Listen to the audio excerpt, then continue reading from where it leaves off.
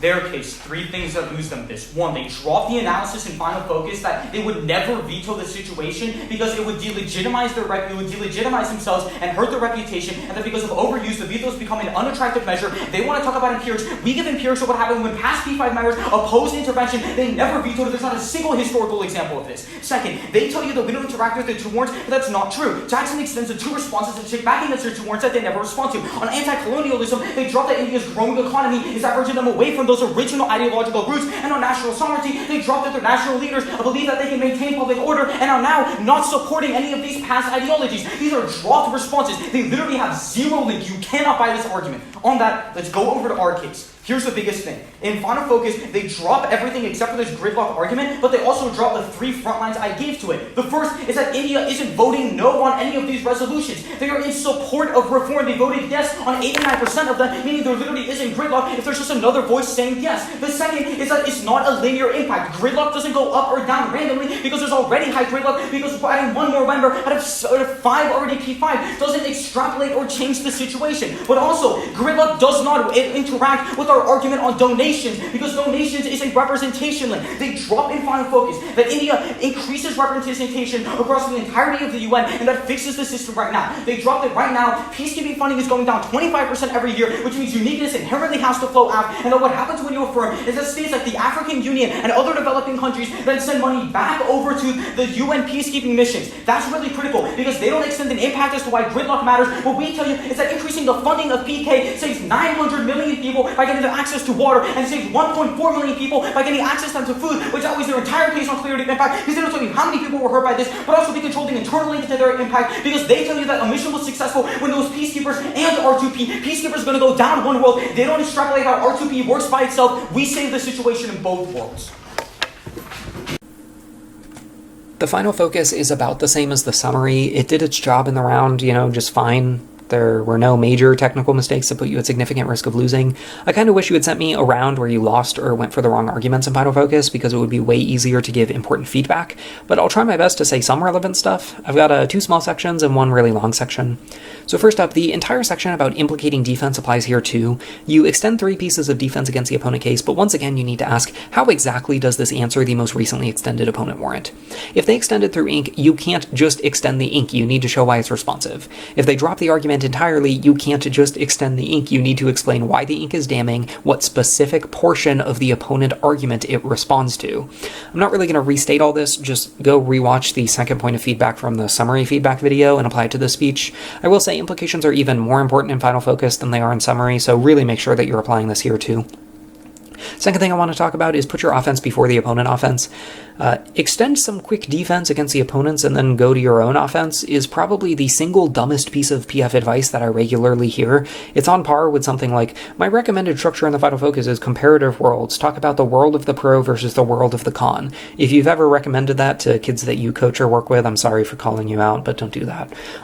So there's a reason why technical events won't even entertain the thought of putting opponent sheets before yours. It makes your offense look trivial. In this case, your offense honestly sounds like a consolation prize. You spent all of this time addressing the opponent case, and then all of this time answering the gridlock turn. You claim that they have no offense, and then you just sort of get to your offense, and it sounds like, well, we have at least some, so vote affirmative, right? You really don't want the structure of your Final Focus to be, they have no offense, but we have some, so vote for us. You want the structure of your Final Focus to be, here is our massive amount of offense. They have absolutely nothing that could compare to this.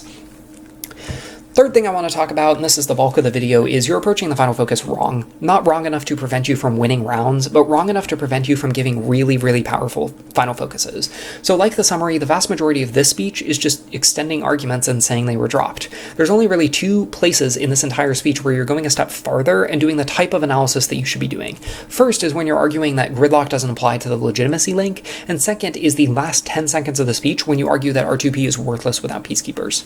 It's not really that hard for me to explain how you were approaching the summary wrong, right? You were extending ink without explaining why that ink implicates opponent warrants. Fixing that might be kind of hard and take some time, but explaining it so you understand the mistake is pretty easy.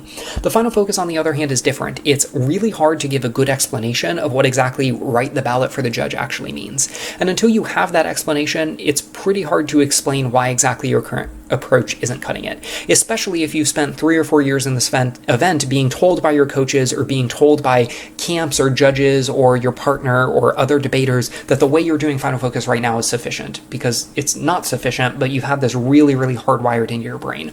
I'm not really willing to dedicate the amount of time that I would need to spend fully explaining the subject and making you completely rethink the Final Focus, but I am going to at least try to do a little bit of analysis here. So for this video, I'm going to give you a very condensed version of what is missing, then I will redo your Final Focus, and then hopefully you and your coach can take it from there. So the big picture of what is missing is you're not telling the judge what to do with arguments. You're just making or repeating a bunch of arguments. I really suggest you re-listen to the Final Focus after hearing this feedback and pay attention to how everything is just extending defense, calling it dropped, extending a link, calling it dropped, extending front lines, calling it dropped. Okay. First example is you extend some defense. Then all you really do after that is you assert, this means you cannot vote for them on this argument. That's not really how it works, right? Defense isn't terminal just because it was conceded. You risk the judge still voting for the negative because they just don't see why that defense applies, or they don't see exactly how much offense it mitigates. Another example is, on your case, you just assert that gridlock doesn't answer legitimacy. This is probably true, but you haven't done any deep analysis to show this, right? You're still risking the judge taking a look at the gridlock argument and thinking, I kind of think it does answer legitimacy. And the judge wouldn't really be intervening too much to do that because you did zero analysis on what exactly is the most important internal link to legitimacy. Why is it that you are controlling this? Why is it that gridlock isn't an important internal link to legitimacy? For real, I think if you lost this round and the RFD was something as simple as, I just don't think the defense applies to the opponent warrant, well, I'm sure you would be mad as fuck. Yet, I would place like 95% of the blame on you, because the number one goal of the Final Focus is to prevent these sort of RFDs by explaining to the judge how to interpret this. And anytime that you lose a round where the RFD essentially comes down to, I don't think this argument applies, or I don't think this argument was had enough work done, or something like that, that indicates that you are not approaching the Final Focus correct. Anyway, there's 5 specific things that I think you need to improve and you need to include in this Final Focus. First is you need to be explaining the round in the language of the ballot. This does not mean go for the arguments you want to see on the ballot or explain how these arguments justify winning the ballot, which is how most coaches explain the phrase. Literally speak as if you are a judge writing the ballot. The only substitutions you can make are for pronouns, things like I and you and they and the affirmative and the negative. Okay. Second is, for every argument you extend, you need to be spending time helping the judge understand how much offense it is generating or mitigating. So don't worry about exact quantification. It's sort of sufficient for you to think in general terms like that will never happen versus that is unlikely versus that might happen versus that will definitely happen. Okay. This requires you to implicate specific parts of the opponent argument when you extend defense instead of just extending the defense and saying it was dropped.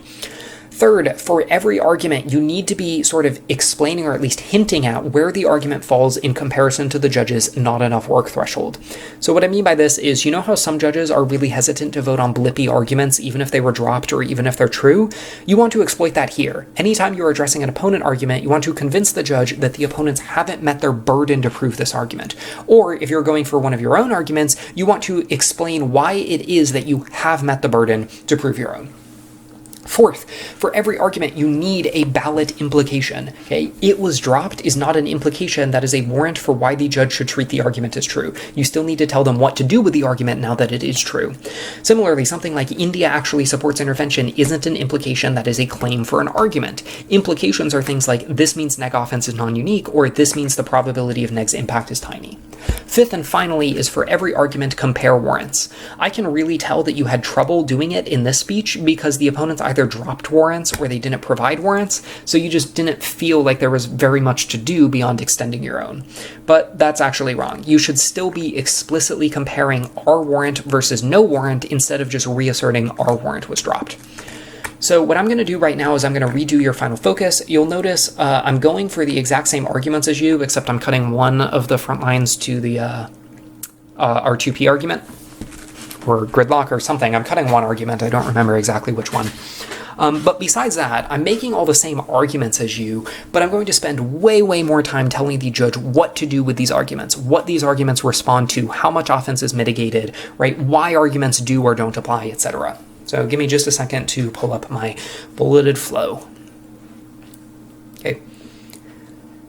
3 questions for this ballot. First, how much offense does peacekeeping generate? The negative defends the status quo, which means peacekeeper donations are down 20% year over year. This ensures a collapse of peacekeeping operations, plunging 1.4 million into food insecurity and 900,000 will lose access to water. There is zero defense extended against legitimacy link. Nothing contests the affirmative warrant that India's history of fighting for developing countries rebuilds council trust and legitimacy. Even if you buy their gridlock argument, it is the negative's burden to explain why gridlock turns legitimacy, which is a burden they have not attempted to fulfill. The only internal warrant on the subject actually comes from the affirmative, which indicates that legitimacy is threatened specifically because countries do not feel like anyone is representing them. They don't care if the discussions take longer. All they want is a proxy at the table, and then they'll start donating again. 2, ask, is gridlock substantial enough to outweigh this? There's not enough development on this argument by the negative. There was no increase in gridlock when the council expanded from 5 to 15, means you err affirmative on this argument because the only existing precedent in the round supports the affirmative, and there's no reason to believe that India would clog discussions. They've historically voted yes on 89% of resolutions, and there's no warrant from the negative that suggests any probability of this changing in the future. And most importantly, there's no impact to gridlock. There was zero cross-application to the legitimacy link, which means they don't co-opt our impact, and there is no independent impact here to turn this into a disad. What harm actually manifests from adding a single extra country to the council? Slightly longer discussions? There's no terminal impact provided, which means there's no magnitude to compare to 1.4 million people dying. 3, ask, is R2P opposition substantial enough to outweigh? No, the negative has no unique offense here. They do not make a single uniqueness argument that even suggests the trend of donation decline will reverse. That means even if the affirmative risks fewer interventions because of a veto, the negative guarantees fewer interventions because they run out of peacekeepers. And the flow suggests there's negligible probability of India vetoing anyway. Whether India has stated opposition to R2P or not is irrelevant. The concern is whether India will actually veto. They have stated opposition in the past, but they opted to abstain. There's zero warrants from the negative for why this would change and why they would begin voting against it. Meanwhile, there's an uncontested warrant from the affirmative that suggests the opposite, that as a result of a more secure public order, politicians feel less threatened from foreign intervention and are, as a result, less likely to oppose R2P. I think that was like 2 minutes and 5 seconds, or maybe a tad bit longer, because I didn't pull up a timer. I was just watching the recording. But I think that still was close enough to time to count as like a relevant speech, I guess. Anyway, you can ask, how is this improved, right? We go for the exact same arguments. And honestly, if the judge flows the same way that I do, the flow will actually look the exact same after either speech. But the difference is I have told the judge what to do with the arguments instead of just extending them and saying they're important because they were dropped. I also use the exact language that I want the judge to put on the ballot because I want to make their job as easy as possible. I think that for some people, especially people who are just really bad at Final Focuses, who might be watching the video from when I post this on Reddit, you might not really understand how much of a difference there was between the two speeches. So I'm going to address this one sort of component at a time. First up is, it sounds like a literal RFD. It was a lot faster, but you can rewatch and slow it down maybe if you didn't catch it. Every single bit of phrasing I used was from the judge's perspective. There was never extend my argument. There was always the negative does not contest. There are portions of the speech that I'm willing to bet most judges would actually quote in an RFD, which is one of the goals of the Final Focus, right? Assuming that is, they give a fully fleshed out RFD instead of just saying like, well, I vote off AF because this argument was dropped, right? I've primed the affirmative RFD to say things like, even if I buy gridlock, I don't see why it turns legitimacy, or the affirmative is the only one bringing up a warrant on this topic. That makes the judge's life so much easier, and they are so much more likely to just default to this analysis instead of coming up with it on their own. Second difference is I did warrant comparison even when the warrant was dropped. There were a bunch of places where I did this. I said like 0 warrants from the negative on this versus an uncontested warrant from the affirmative. Or I said the only existing precedent in the round supports the affirmative, so err AF. Or I said the only internal warrant on this subject, legitimacy, is from the affirmative. The last is probably the most important example, right? The opponent collapse was half gridlock. You extended front lines and asserted, this doesn't answer legitimacy. Well, I extended front lines and I also said, who has the better warrant for legitimacy? The AF warrant that we've been extending in each speech, which is very, very contextualized to the problem of international legitimacy, or the gridlock cross-application warrant, which, surprise, actually doesn't exist because they never provided one. Okay. third difference is there were a few moments where I hinted at this whole thing where I was talking about the opponents just not doing enough work, right? This threshold of how blippy is the argument. I said something like, this is a burden the negative has not even attempted to fulfill, or I said, not enough development on this argument by the negative, or I say, they didn't bother making an explicit cross-application to the legitimacy link, or I say, they didn't bother reading an independent impact, okay? Do not underestimate the impact that this phrasing can have on flow judges. It is a preemptive challenge. It tells them, hey, if you want to vote for this argument, you're probably intervening because they didn't do enough to actually make the claims you're suggesting they did. Again, the rest of the final focus should really be spent making the opposing claim, but sometimes it will be enough, or it will tip the scales, that you just pointed out that this claim was never made by the opponents, so the judge shouldn't make it for them.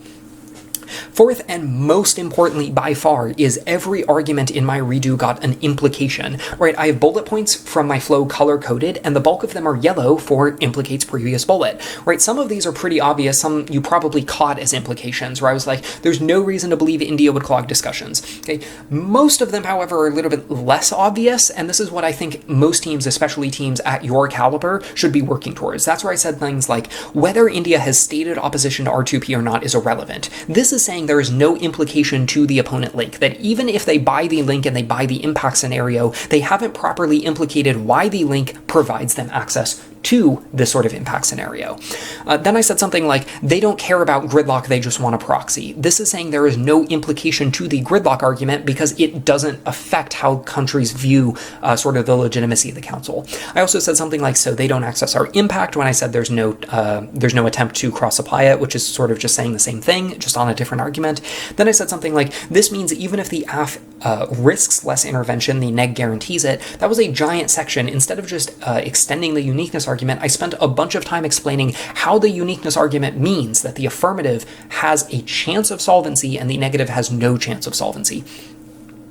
And then a final example, which wasn't necessarily best utilized in my redo, but it is very, very powerful if you use properly, is where I said something like, err af on the precedent argument. This is explicitly telling the judge not just how they should interpret this argument, but also the fact that as a result of this argument, that all historical precedent supports the affirmative, they should err slightly af on every other link claim, right? That's pretty powerful, probably not utilized to its fullest extent in this example, though. Cool, so what exactly does this indicate that you need to work on? What is my recommendation if you want to go from giving final focuses that extend arguments and do a little bit of analysis to final focuses that just spend a bunch of time doing the same important analysis? I think you should try mimicking the neg block from an NPDA round. Now, in NPDA, the negative gets an 8-minute speech called the MO. Then right after the speech, the negative gets another, I think it's 4 minutes, I haven't done NPDA in a long time, speech called the LOR. These speeches combined are called the neg block. The block, because the negative speaks twice in a row, which you don't have in public forum.